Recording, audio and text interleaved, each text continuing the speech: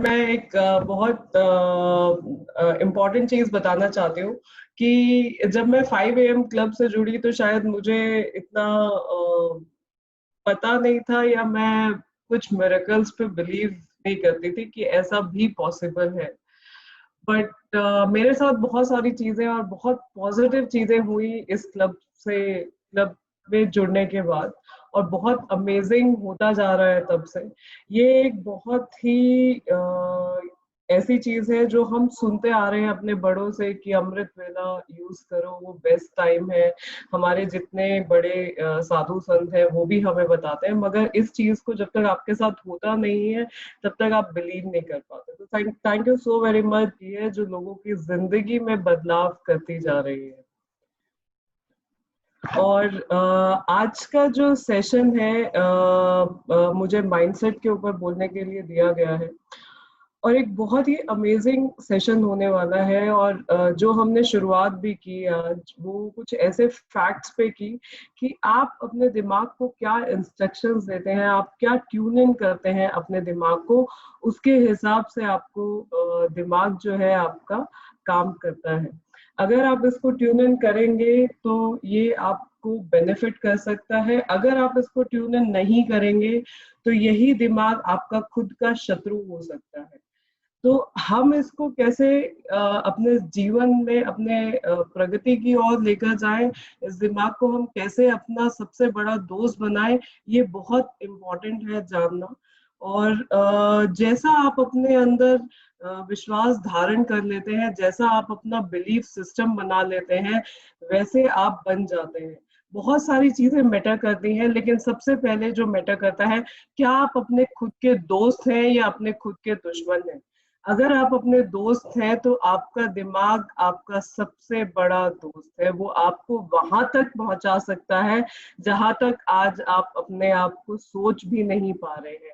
आपकी जो एक शक्ति है, जो आपकी छुपी शक्ति है, उसको आप वहां तक लेकर जा सकते हैं अगर आप इस बात पे बिलीव करते हैं कि जीवन में सब कुछ संभव है। तो आज हमारा जितना डिस्कशन है वो सारा संभावनाओं के ऊपर है कि क्या क्या संभावनाएं हुई इस जीवन में लोगों ने, जिन्होंने एक ऐसी चीजें अचीव की जो कि दूसरों को लगता था कि अनअचीवेबल है। ये जो जिस तरीके के हम काम में हैं उसमें आज भी लोग बोलते हैं कि क्या ऐसा पॉसिबल है, ऐसा होता है। और हमारे पास ऐसे बहुत बड़े उदाहरण है कि ऐसा सब कुछ संभव है, राइट। तो मैं अपनी प्रेजेंटेशन यहाँ शेयर करना चाहूंगी, और आप अगर मेरी प्रेजेंटेशन देख पाए तो मुझे एक बार कंफर्म करिएगा। Mindset for success, nothing is impossible. असंभव कुछ भी नहीं है। असंभव एक ऐसी शब्दावली है जो सिर्फ और सिर्फ कमजोर लोगों की जीवन में होती है। जितने भी लोग जिन्होंने इतिहास रचा है वो इस शब्दावली पे यकीन नहीं रखते। हर पतंग को एक दिन कचरे के डब्बे में जाना होता है, ये हम सब जानते हैं। हम सब ने अपने जीवन में कभी ना कभी या तो पतंग खुद उड़ाई है या किसी न किसी के साथ खड़े हुए हैं जो पतंग उड़ाता है। हर पतंग को एक दिन कचरे के डब्बे में जाना है, मगर उससे पहले आसमान को छूकर दिखाना है। ये जज्बा एक ऐसी चीज के अंदर भी है जो बिल्कुल भी जीवित नहीं है, निर्जीव है, लेकिन उसके अंदर भी एक ऐसा जज्बा है कि वो भी आसमान छूना चाहती है कचरे के ढेर के अंदर जाने से पहले।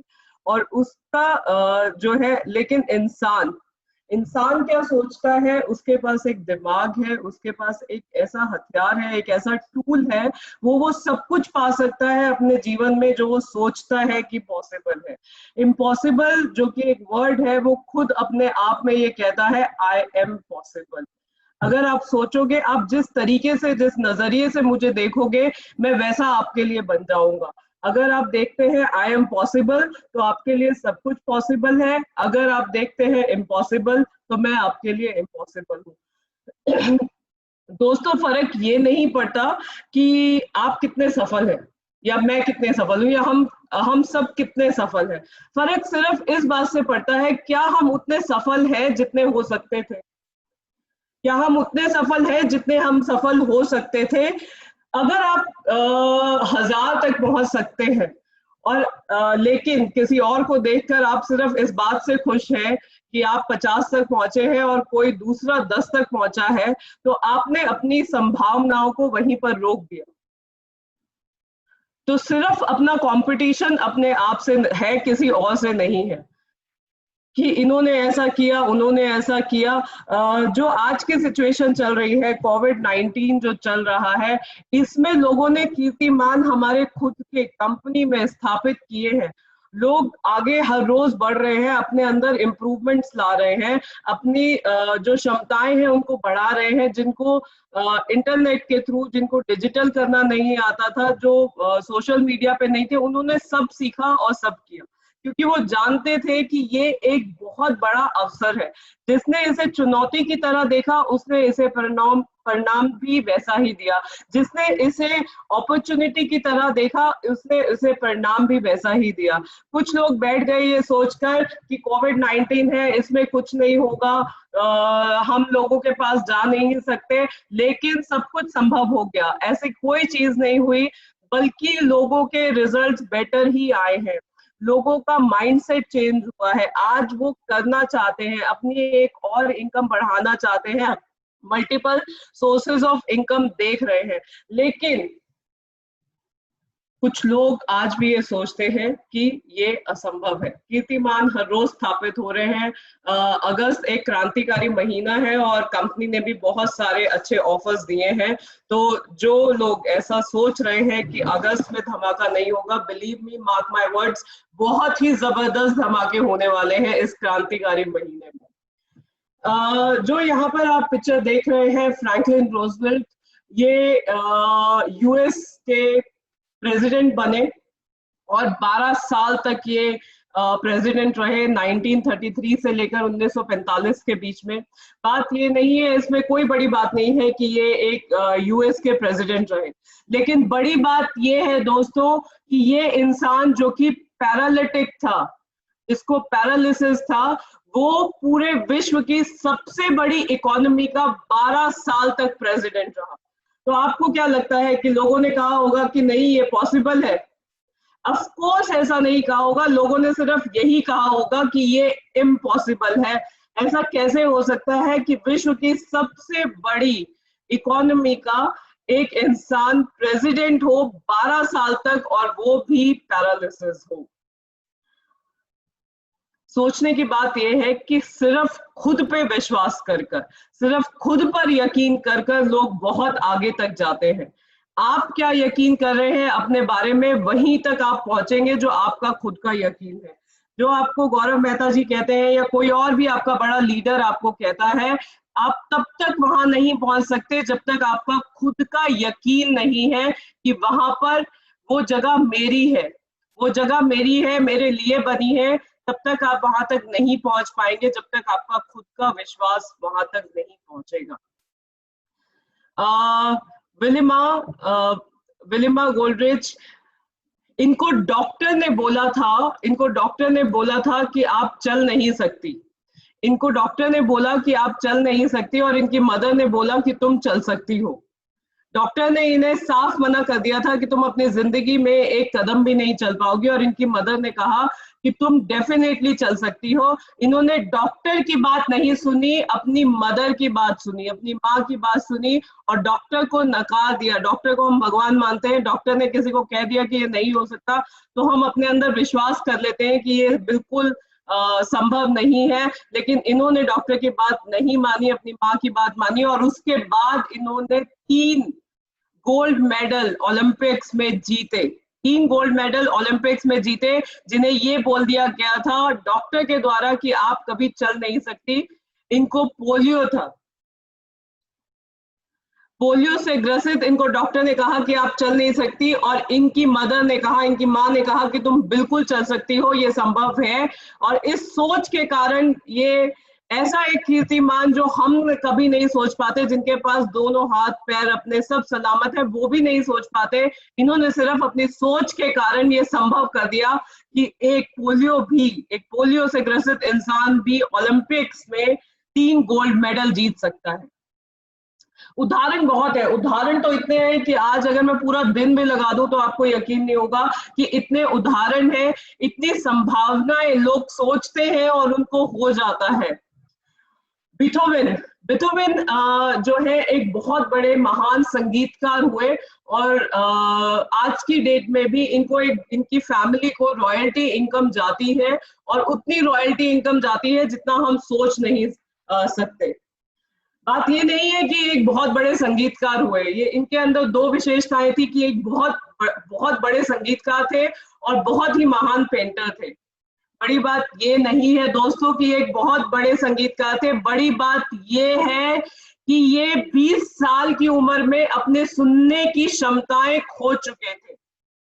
ये 20 साल की उम्र में अपने सुनने की क्षमताएं खो चुके थे।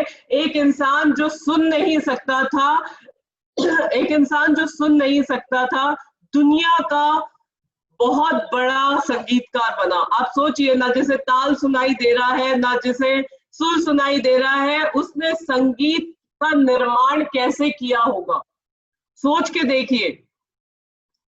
असंभव कुछ भी नहीं है, असंभव कुछ भी नहीं है। ये एक धारणा है आपके मन की, आपके दिमाग की, जिसको आप अपने दिमाग में पहले जगह देते हैं और उसके बाद वो आपको खत्म कर देता है। तो असंभव कुछ भी नहीं है। 20 साल की उम्र में अपना जो है कानों की शक्ति खोने के बाद एक बहुत महान संगीतकार, जिनको आज की डेट में भी उनकी फैमिली को रॉयल्टी इनकम जाती है। तो ऐसा सब कुछ संभव है। इतने उदाहरण है कि मैं आपको बता नहीं सकती। यकीन मानिए, जो सब कुछ असंभव दिखता है वो सब कुछ संभव होता है। आपका मन, आपका दिमाग आपको कहाँ तक ले जाना चाहता है वो सिर्फ आप पे डिपेंड करता है। आप किस सिस्टम को अपना बिलीफ सिस्टम बनाते हैं, किस थॉट को कंसीव करते हैं और उसको बड़ा करते हैं। रविंद्र जैन जी, इनको हम सब जानते हैं और शायद रामायण इतनी खूबसूरत ना होती, रामायण सुनने में इतनी मधुर ना होती, लोगों की गाड़ियां तक, एक गाड़ी तक नहीं चलती थी। मैंने जो सुना कि जब रामायण आती थी पहले तो लोग बाहर नहीं निकलते थे और अपने दरवाजे पे चप्पलें उतार के, और उसके बाद बिल्कुल, और आज भी वो माहौल देखा जब रामायण कोविड-19 में दोबारा आई, ऐसा एक माहौल दोबारा देखा गया। तो जब वो पहली बार आई थी, उसको लोगों तक बांधने का जो काम किया वो किया रविंद्र जैन जी के म्यूजिक ने। एक ऐसा इंसान जो जन्मजात जो था, जिनको देखने की शक्ति नहीं दी थी ऊपर वाले ने, उसने बिना भगवान राम को देखे, बिना भगवान राम की आकृति को देखे, बिना राधा जी को देखे, बिना मीरा जी की आकृति को देखे, सब कुछ सोचा और सोच के किया। सिर्फ उस चीज को महसूस किया, उस चीज को सोचा, उस चीज का अपने दिमाग में चित्र बनाया कि इससे खूबसूरत कुछ नहीं है, इससे ज्यादा सच्चाई किसी और चीज में नहीं है। और उसके लिए ऐसे जो है गीत लिखे, इतना अमेजिंग कंपोजिशन किया कि उसको जब हम आज भी सुनते हैं तो मंत्रमुग्ध हो जाते हैं। ये सब पॉसिबल हुआ एक ऐसी शक्ति से जो अदृश्य थी, एक ऐसी शक्ति से, एक ऐसी मन की धारणा से, जिन्होंने ये स्थापित कर दिया कि सब कुछ पॉसिबल है। ऐसा कुछ नहीं है जो हो नहीं सकता। मेरे को कोई भी चीज सीमित नहीं कर सकती, कोई भी चीज सीमित नहीं कर सकती कि मैं इसको मानूं कि मुझे ऊपर वाले ने एक मैजिकल लाइफ नहीं दी है। हम सबको मिलती है, हम सबको हर रोज का जो दिन है हमें एक ट्रेजर मिलता है, एक खजाना मिलता है। रोज एक कुछ घंटे हमें ऊपर वाला देता है। अब हम उन घंटों को कैसे इस्तेमाल करते हैं, उसको इस्तेमाल करने का हक वो हमें देता है।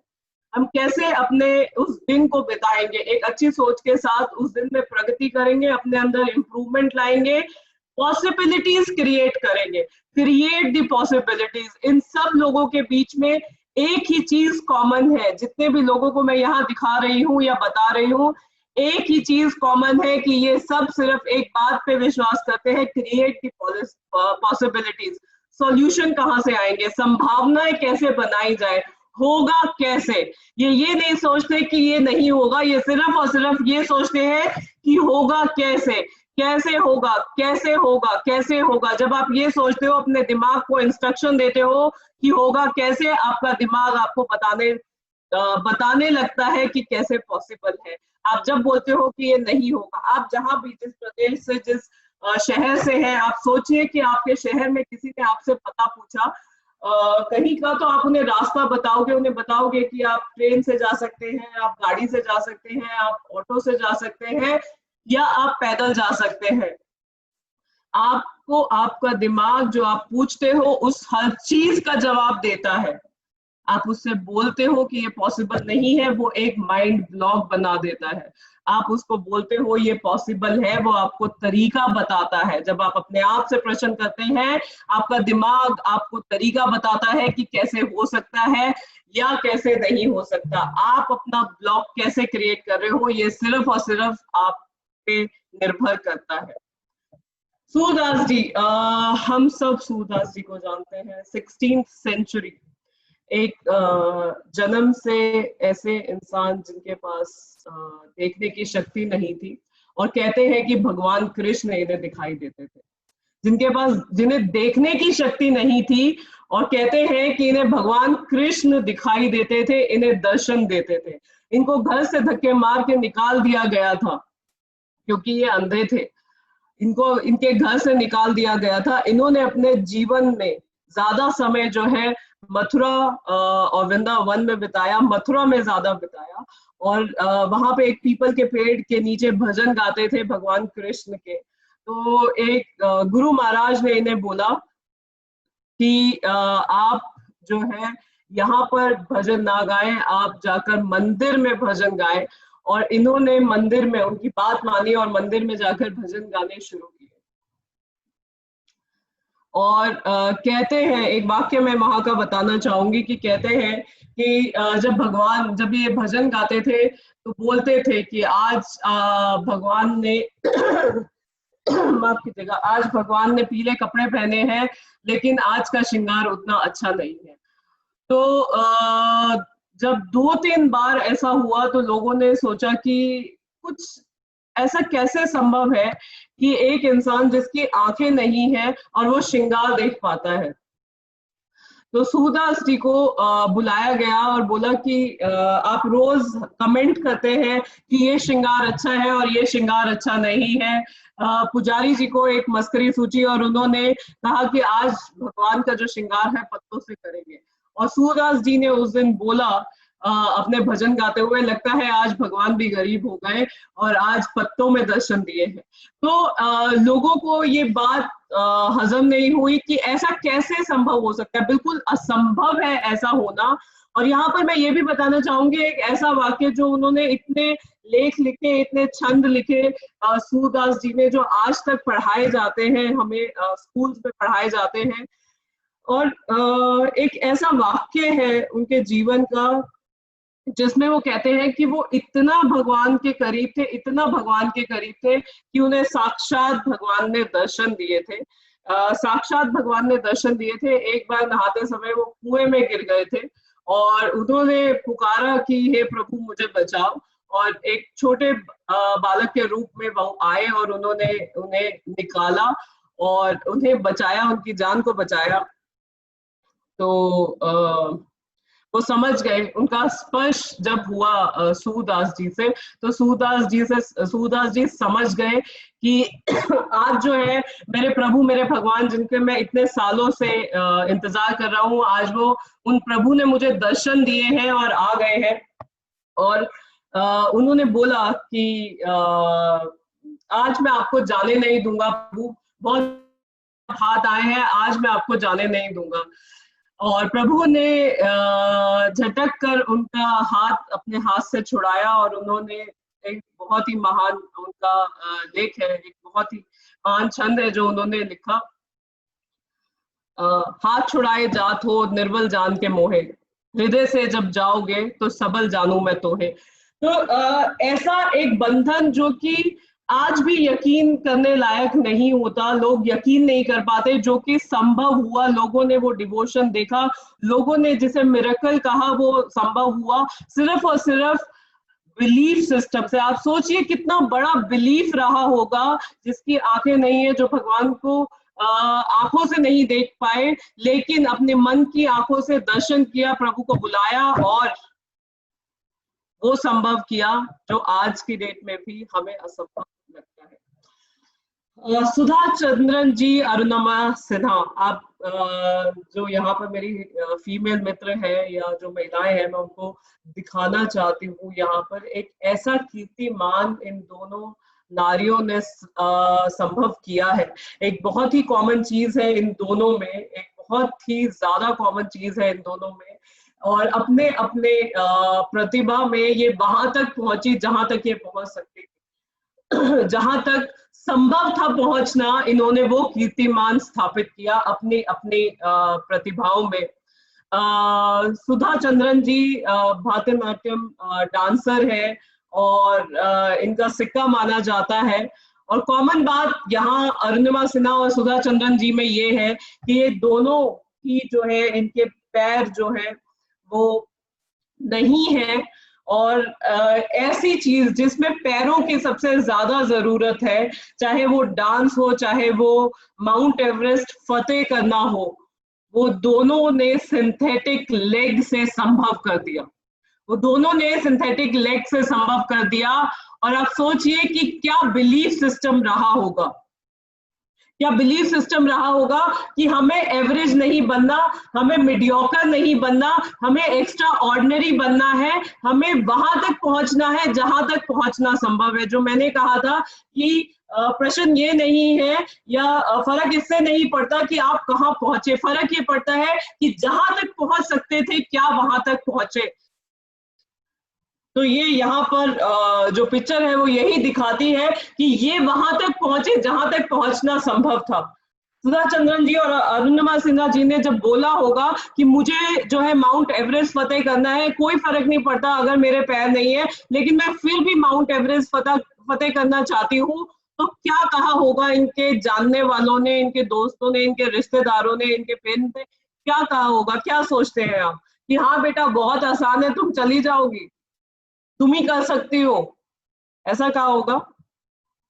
कितना स्ट्रॉन्ग माइंडसेट करना पड़ता है उन नेगेटिव विचारों को हटाने के लिए जो हर रोज लोग आपको बोल रहे हैं। लेकिन अरुणिमा सिन्हा जी के जो मेंटोर, जो कोच बने, जिन्होंने उन्हें यहाँ तक पहुंचाने में उनकी मदद की, तो उन्होंने उन्हें एक लाइन बोली थी जो आज मैं आप सबको यहाँ बोलना चाहती हूँ और आप अपने साथ लेकर जाइएगा उसे। उन्होंने एक लाइन उन्हें बोली थी कि अगर तुमने सोच लिया है, अगर तुमने सोच लिया है माउंट एवरेस्ट पे जाने का, तो तुम वहां तक पहुंच चुकी हो, सिर्फ लोगों को तारीख मिलना बाकी है। क्योंकि ये सोच अपने आप में इतनी बड़ी है कि जिनके पास सब कुछ है, जिनके हाथ पैर सलामत है, जो कर सकते हैं, वो तक नहीं सोच पाते। और इस हालत में अगर तुम सोच सकती हो तो तुम वहां तक ऑलरेडी पहुंच चुकी हो, सिर्फ लोगों को तारीख मिलना बाकी है। और यही हुआ भी। और यही हुआ भी कि जब लाशों के ऊपर से गुजरना पड़ता है माउंट एवरेस्ट की चोटी पर, तो हालत खराब हो जाती है। और हम सब जानते हैं इनकी स्टोरी कि इनका सिलेंडर खत्म हो गया था, इनको वहां पर जाकर बिल्कुल ऐसा लग रहा था कि ये नहीं पॉसिबल है, और इन्होंने फिर भी उसको फतेह किया और जीता। क्योंकि जो विश्वास था, जो बिलीफ सिस्टम था, वो सिर्फ ये था, क्रिएट द पॉसिबिलिटीज। होगा कैसे, होगा कैसे, सिर्फ इसी बात पे ये टिकी रही।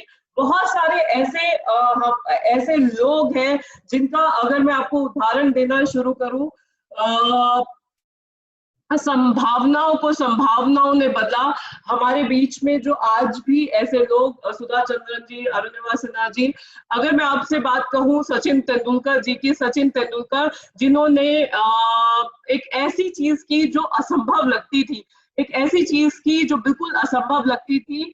क्रिकेट में वो वैसा होना संभव नहीं था जब तक सचिन तेंदुलकर जी ने नहीं किया था। सचिन तेंदुलकर जी ने फरवरी 2010 में एक कीर्तिमान स्थापित किया था। वनडे इंटरनेशनल में उन्होंने 2 शतक लगाए थे जो कि उससे पहले नहीं हुए थे। 2963 करीबन 3000 बार खेला जा चुका था सचिन तेंदुलकर जी से पहले, और दोहरा शतक नहीं बना था। इंटरनेशनल, वनडे इंटरनेशनल में लोग जो थे वो जो टीम्स थी 200, 300, 400 रन भी बनाती थी तो बहुत बड़ी बात हो जाती थी। लेकिन उन्होंने कीर्तिमान स्थापित किया, 2 शतक बनाए। उससे पहले 3000 के करीब बार वो गेम खेला जा चुका था और इम्पॉसिबल लगता था। दोहरा शतक बनाना मगर पॉसिबल हुआ। और आपको ये जानकर खुशी होगी कि उसके बाद जो कि चीज 3000 बार खेली जा चुकी है और वो असंभव लगती थी, और जब सचिन तेंदुलकर जी ने खेला और संभव लगना शुरू हुआ, तो उसके बाद 250 वनडे के बाद वो दोबारा कीर्तिमान स्थापित किया वीरेंद्र सहवाग जी ने, और उसके बाद रोहित शर्मा जी ने वही चीज दोबारा की और 2 बार की, 1 बार नहीं 2 बार दोहरे शतक वनडे इंटरनेशनल में लगाए गए। ये साइंटिफिक रिसर्च हुई थी कि स्पेस में जाना असंभव है। इंसान का जो डायमीटर है, इंसान सिर्फ पृथ्वी तक पहुंच सकता है, स्पेस में जाना बिल्कुल असंभव है। लेकिन फिर भी नील आर्मस्ट्रॉन्ग जो है चांद तक पहुंचे, क्योंकि कुछ लोग इस बात पे विश्वास करने के लिए, जो कि चीज साइंटिफिक प्रूव हो गई थी, तब भी उस बात को मानने के लिए तैयार नहीं थे कि ऐसा पॉसिबल नहीं है। वो सिर्फ ये कहते थे create the possibilities, create the संभावनाओं को बढ़ाओ। जीवन में होगा कैसे, सिर्फ ये सोचो, ये बिल्कुल मत सोचो कि ये पॉसिबल नहीं है, सिर्फ ये सोचो इम्पॉसिबल है। और मैं आज आप सब लोगों को सिर्फ एक यहाँ पे कुछ मैसेजेस देना चाहती हूँ। बिफोर मेरे मैसेज के एक और इंसान को मैं यहाँ पे लेना चाहती हूँ, जो कि अगेन एक बहुत बड़े म्यूजिक कंपोजर बने और गाते भी थे। तानसेन जी, हम सब जानते हैं अकबर के दरबार में गाते थे तानसेन जी, लेकिन वो किस उम्र में उन्होंने जो था गाना शुरू किया था अकबर जी के दरबार में, मैं वो बताना चाहती हूँ कि उन्होंने जहां पर उनको सबसे ज्यादा ख्याति मिली 60, उनकी उम्र जो थी 60 साल की थी जब वो अकबर के दरबार में पहुंचे थे। उन्होंने करीबन 92 साल या 94 साल वो जिए, जिसमें से 60 साल की उम्र में वो अकबर के दरबार में पहुंचे। एक ऐसी चीज उन्होंने की जो बिल्कुल असंभव दिखती थी कि कोई राग मल्हार गाए और बारिश आनी शुरू हो जाए, कोई राग दीपक छेड़े और जो है चारों तरफ रोशनी हो जाए, बिल्कुल असंभव लगता था। लेकिन उस इंसान ने संभव किया अपने म्यूजिक के द्वारा। उस इंसान ने दिखा दिया कि अगर बारिश भी करना चाहे तो इंसान कर सकता है राग मल्हार छेड़कर। तो दोस्तों, उम्र कोई मायने नहीं रखती, आपका सिर्फ जज्बा मायने रखता है, आपका बिलीफ सिस्टम मायने रखता है। आप किस चीज को अपने दिमाग में लेकर चलना चाहते हैं अपनी जिंदगी में, सिर्फ वो मायने रखता है। क्रिएट द पॉसिबिलिटीज करिए, अपनी संभावनाओं को बढ़ाइए। जो क्षमता किसी और इंसान के पास है, जो क्षमता यहाँ पर डीसीडी डीयूसीडी एम्बेसडर्स के पास है, वो क्षमता इस सेशन में बैठे हुए हर उस इंसान के पास है। आप यकीन मानिए अपने आप पर, अगर कोई इस सिस्टम से 1.25 करोड़ 1.5 करोड़ 1 करोड़ लेकर जा सकता है, तो आप भी लेकर जा सकते हैं। सिर्फ अपना बिलीफ सिस्टम बढ़ाइए और सोचिए कि होगा कैसे, सोचिए कि होगा कैसे। हर रोज हर मिनट सिर्फ ये सोचिए कि होगा कैसे, एंड बिलीव मी, हो जाएगा, 100% हो जाएगा। वो सब कुछ संभव है जो आप सोच सकते हैं, वो सब कुछ संभव है जो आप सोच सकते हैं। तो इसीलिए सिर्फ और सिर्फ अपना बिलीफ सिस्टम बढ़ाइए, वो सब कुछ संभव है जो आप सोच सकते हैं। अभी तो अपनी असली मंजिल पाना बाकी है, अभी तो इरादों का इम्तिहान बाकी है। अभी तो असली मंजिल पाना बाकी है, अभी तो इरादों का इम्तिहान बाकी है। अभी तो तौली है मुट्ठी भर जमीन, अभी तोलना आसमान बाकी है। Thank you so very much friends. और Geetika ma'am, it was a fabulous session. बहुत चीजें आपने रूबरू करवाई, और कहते हैं कि ना मानो तो मैं गंगा माँ हूं, ना मानो तो बहता पानी। सब आपके विश्वास के ऊपर निर्भर है। हर व्यक्ति जो मैम ने अभी आपके सामने प्रेजेंट किया, हर व्यक्ति के अंदर एक दो चीजें कॉमन थी, एक विश्वास और एक लगन, जो आपको कामयाबी तक पहुंचाती है। तो कहते हैं दुनिया को जीतने से पहले आपको अपने आप को जीतना पड़ता है। यहाँ जितने भी पार्टिसिपेंट्स हैं जो क्राउन जाना चाहते हैं, आज उनको अपने आप से सवाल पूछने की जरूरत है, क्या मैं वो सब कुछ कर रहा हूँ जो एक क्राउन को करना चाहिए, या जो क्राउन जाने के लिए करना चाहिए। अगर आपका सवाल ना में आता है तो यकीनन उसको हाँ में बदलने के लिए फिर वही सवाल पूछना चाहिए क्या मैं ये सब करूंगा जो क्राउन को जाने के लिए करना चाहिए? आप करते हैं तो आप क्राउन पे चले जाते हैं। और अगर आप अपनी क्षमता को इस्तेमाल नहीं करते तो यकीनन मानिए फ्रेंड्स, आप अपने आप को धोखा दे रहे हैं। और यहाँ तक मैं तो ये तक कहूंगा कि आप शायद पाप के भागीदार बन रहे हैं, क्योंकि परमात्मा ने अगर आपको कोई शक्ति दी है, कुछ यूनिकनेस दी है, और अगर आप उसको यूज नहीं करते और उसको व्यर्थ गवा देते हैं, तो इससे बड़ा पाप दुनिया में नहीं होता। हर व्यक्ति के अंदर क्षमता होता है, उसको पहचानने की जरूरत है और आगे बढ़ने की जरूरत है। और Geetika ma'am, again it was a fabulous session. और शायद कई लोगों को आज सोचने का मौका मिला, मैंने भी कई चीजें सोची, क्या मैं वाकई अपनी क्षमताओं को इस्तेमाल कर रहा हूँ? तो आप सोचते हैं तो आप आगे बढ़ जाते हैं। So I would like to get this session. Thank you Gaurav ji.